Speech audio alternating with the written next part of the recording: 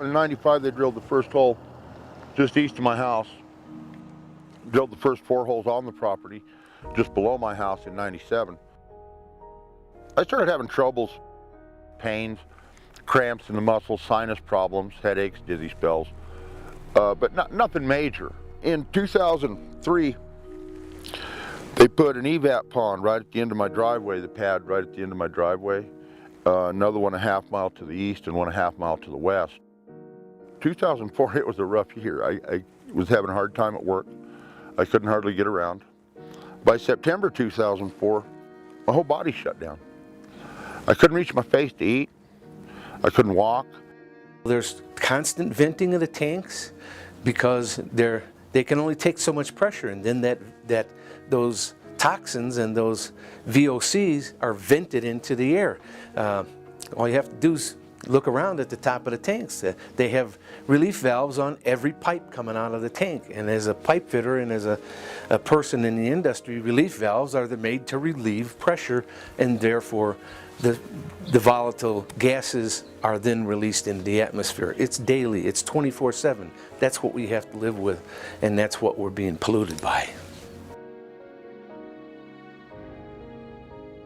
See right here, all of this is happening. Oh yeah, you're gonna get hammered. Well, you can tell.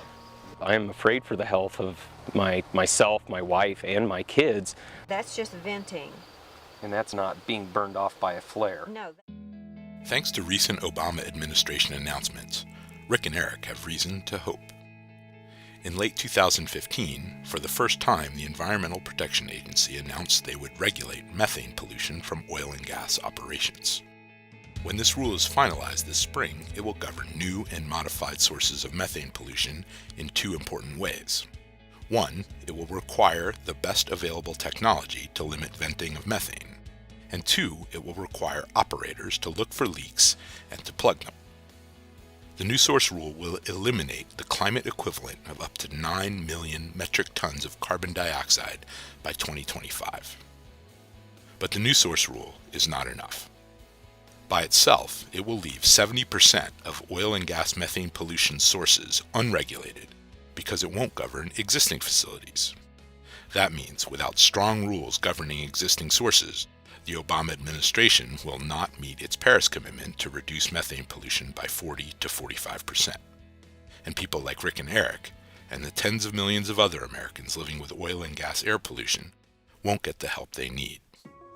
Fortunately, President Obama recently announced a path to regulate existing sources as well. Today we're also announcing some new steps. Canada's joining us in our aggressive goal to bring down methane emissions in the oil and gas sectors in both of our countries. And together we're going to move swiftly to establish comprehensive standards to meet that goal. EPA has begun requiring oil and gas companies to provide information necessary to begin a formal rulemaking for existing sources.